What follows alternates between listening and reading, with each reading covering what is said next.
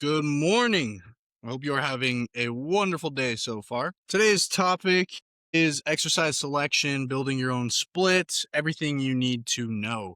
So you can start from, oh my God, I need a new split, or I want a new split, to by the end being, I know exactly how to do this. First, we got to know, what do we even want to train? So pick the muscle groups and the muscle regions that you want to train, so that you want to train directly. So for instance, when we're talking about the pecs, yes, you want to train chest, but do you want to directly train all three parts? And I don't even want to get into the debate of if there's two or three heads of the pec, because yes, physiologically you can say, okay, well, there's only two, but there's three different functions. So I like to separate it based on the functions, because you have upper chest does adduction and shoulder flexion. But then you've also got the mid pec that just does adduction, and then the mythical debated low pec, which does adduction and shoulder extension. So I like to separate it into three, because that low pec is the only one that does shoulder extension. And anyways, so it's, do you want to train all three directly? Do you want to directly do something like a pullover to actually directly train that shoulder extension component of the low pec, or maybe even a high to low fly? Or do you want to just train the upper and mid? I think you can just do that, because you'll grow very well. The low pec, I honestly don't think anyone needs to train, especially if you're a beginner. You don't need to isolate it, because you're going to do a lot of shoulder extension. It's going to get hit through anything where you're sending the shoulder, like your pull downs and your rows. So I really don't think you need to. Of course, if you've been training for a while and you notice that that part is lacking, of course, yeah, directly train it. But most people have not been training for 5 years and they're like, oh, I need more low pec development. If you need more low pec development, you'll know. Anyways, that's a little tangent. Pick the muscles you want to train directly and pick the movements that will achieve that. And then next, you want to choose, what split do you actually want to do? Now, ideally, right, we can get into this debate. I don't want to get into it, but there's the debate of the 2 versus 3 times frequency. Really, the difference is so minute. Just pick one. If you like doing full body, do full body 3 times a week. But some people like going to the gym. I like going to the gym a lot. So I used to do upper lower 6 times a week. You can also do anterior posterior 6 times a week. That way you can get that 3 times frequency. You just need to be careful, because when you're deciding on what frequency to pick, you need to be careful with your intensity and your volume, because as you turn one up, you're going to have to turn the others down to make up for it. So if I'm doing 2 times frequency, I can do a little bit more volume and I can train a little bit harder than if I'm doing 3 times frequency. Because if I bump up the frequency, I'm going to have to turn down either the intensity or the volume, or maybe even both. So those are just things that you have to keep in mind. But anyways, pick a split that you like between anterior, posterior. And I don't want to get into the anterior, posterior debate of if it's chest and triceps with quads and adductors, or if it's chest and biceps. Again, the split is completely arbitrary. So just pick one that you like. And now when we're so we have our split, we know what muscle parts we want to train. Now, all we have to do is align the day. So when we're aligning the day, the easiest way to do it is just start with your priority groups. So if you've been going to the gym for less than 3 years, you probably don't have a very good idea of what your strong and weak points are. You might, but for most people, those really aren't going to start to show yet. If you've been going to the gym for a while, you know what your strong and weak points are. So if you know what your strong and weak points are, put those at the top. For me, my triceps, my chest are shit. So on my anterior day, we start with chest. On my posterior day, we start with triceps. But if you're sort of in the beginner range, beginner to intermediate, I would just say start with your multi-joint movements. So if you're prioritizing upper body, then I would just start with a press and a row. Those are like the easy ones, because that way, yes, we are still getting, with the press, we're getting chest, we're getting shoulders, we're getting triceps. Well, obviously we're hitting mostly chest or shoulders, depending on what press you're doing. But then you're getting a little bit of tricep stimulus as well. And then same thing with the row. Yes, we're going to be targeting mainly, depending on how you execute your row, traps, lats, rear delts. But then we're also going to be getting a little bit of elbow flexor in there. So perfect. And then, if you're prioritizing legs, then I would start with maybe I'm starting with my squat pattern, or I don't know. I like to personally start with leg extensions over a squat pattern, because we can effectively get this same amount of tension out of our like so, like out of our squat pattern with a little bit less loading, just from a longevity standpoint. So that's one thing that people tend to neglect with training, with programming in general, is the longevity standpoint, is that they're only thinking about how can I maximize things in the short term. They're not looking out of, oh, are my joints actually going to be healthy for 5 or 10 years if I continue training like this? So that's one of the reasons why I like to start with the leg extension as opposed to a squat. And, this is a whole debate as well of, oh, which one should you start with? I don't really give a fuck.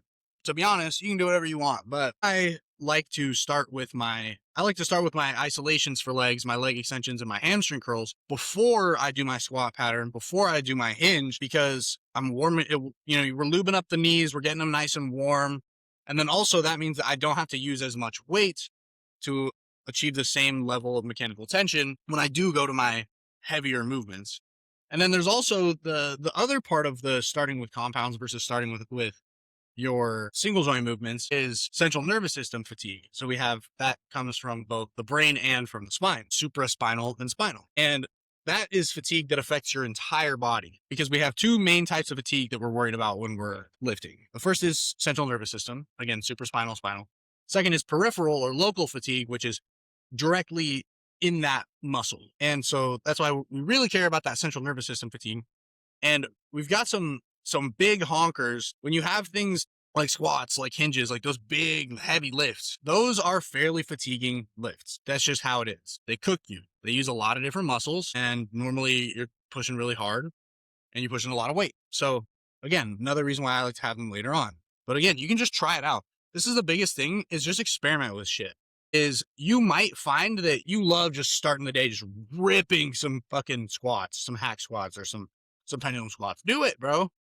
Because at the end of the day, if that is what keeps your motivation super high and that's just what gets you in the gym and gets you ripping, then go do it. Because the differences in exercise selection, we don't have that much literature on it, but the data that we do have is not very favorable. Most of this is just mechanistic. We know that this fatigue is there and that we have diminishing returns throughout the workout. But when they've done studies testing different exercise orders, it doesn't seem to really do much. So again, big rant, but start with the muscles that you want to prioritize at the beginning. And then after your first, and again, because of this knowledge that exercise selection and the exercise order doesn't really seem to matter that much, after your first 2 to 3 movements, base it off of where things are in your gym, just out of convenience.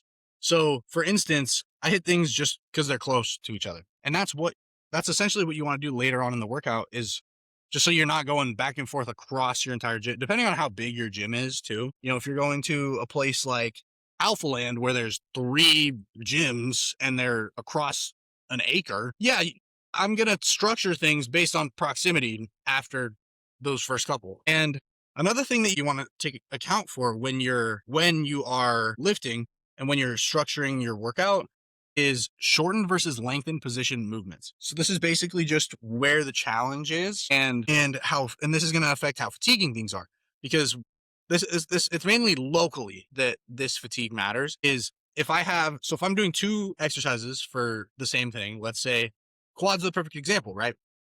A leg extension is going to be a shortened position movement. It's hardest in the shortened position. But a squat is a lengthened position movement. It's going to be hardest in the lengthened position. So these lengthened position movements are going to be inherently more fatiguing because we have those stretch activated calcium ion channels. What does that mean?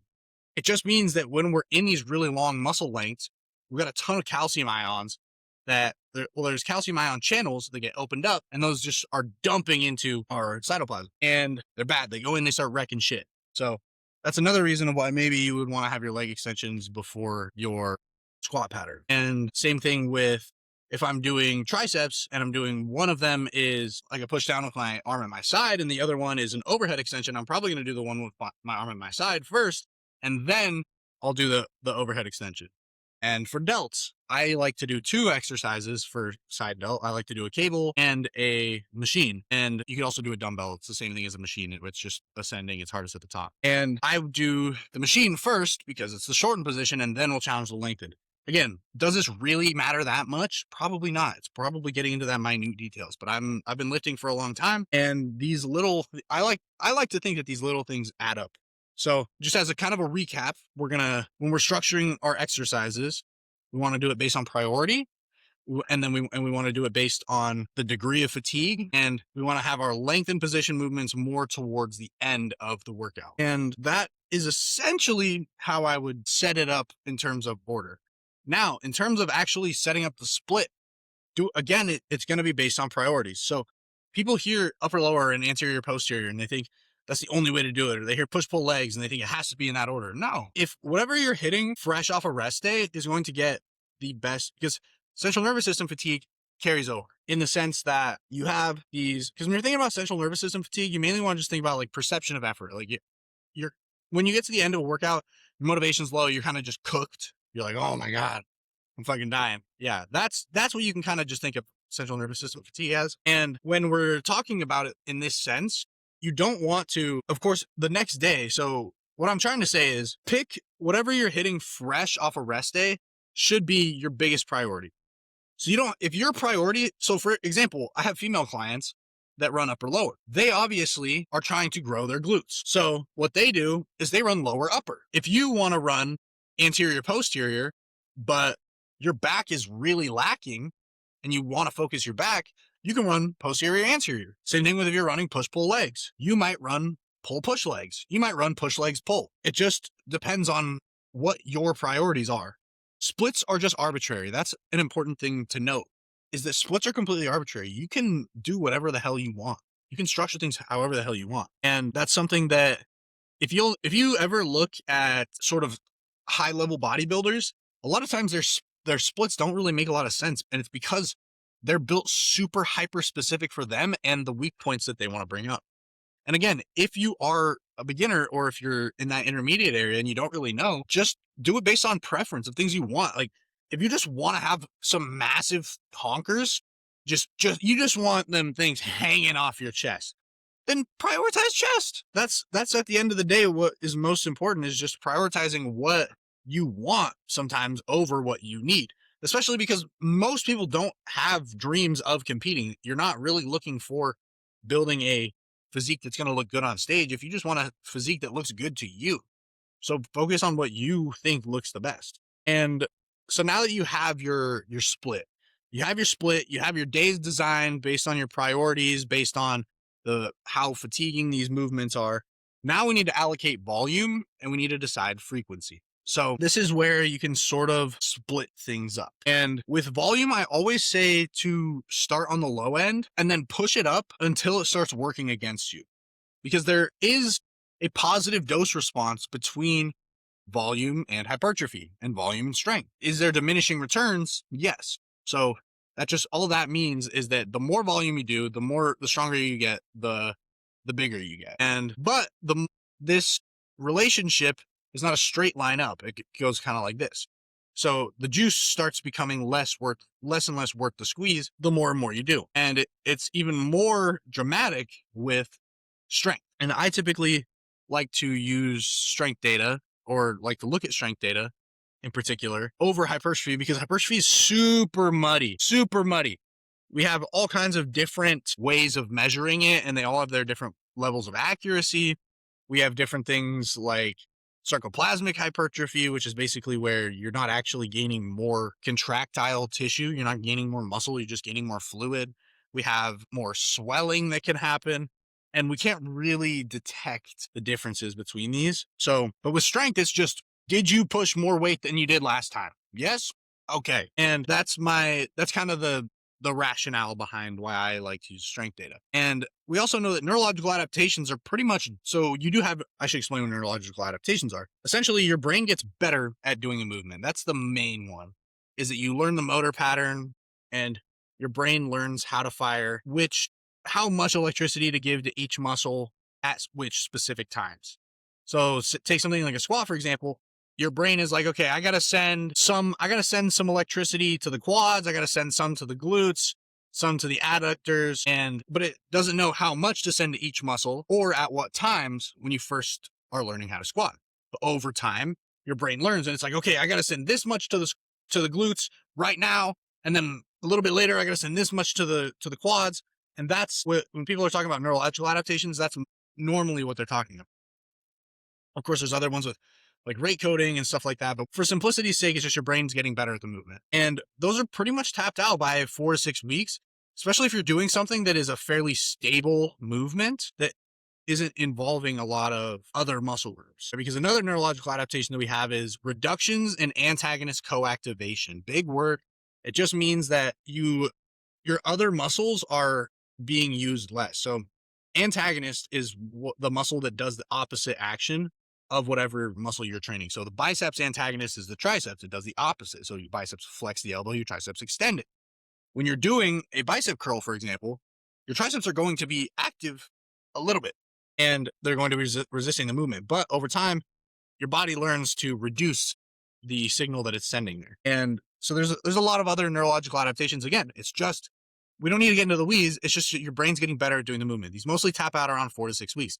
So after that, if we're still getting stronger, we know, okay, it's most likely hypertrophy, most likely muscle growth is the thing that is driving this. And anyways, that was a long tangent to just say, start low with your volume and use the strength data when you're looking at things, and start low with your volume and then titrate it up over time until it starts working against you. So what does this actually look like? Well, 4 to 6 sets roughly per week, direct sets. So when we're counting sets, for example, let's do a chest press. I'm not going to count it as a set for triceps. I'll count it as one set for pecs. That's all I'm counting it as. I'm not counting it as a set for front delts. I'm counting it as one set for pecs. That's it. And so I count 4 to 6 direct sets per week to start. And then you can slowly titrate that up after your first 4 to 6 weeks. And again, this is going to depend on your frequency. So like I said, frequency, intensity, and volume all work with and against each other. So as you increase one, you have to decrease the other two or both. And this is where getting a coach is very helpful because they can help you dial these things in. And I think I might talk a little bit more about this in my next video, but hopefully y'all learned something. And yeah, that's it. Love y'all. Peace.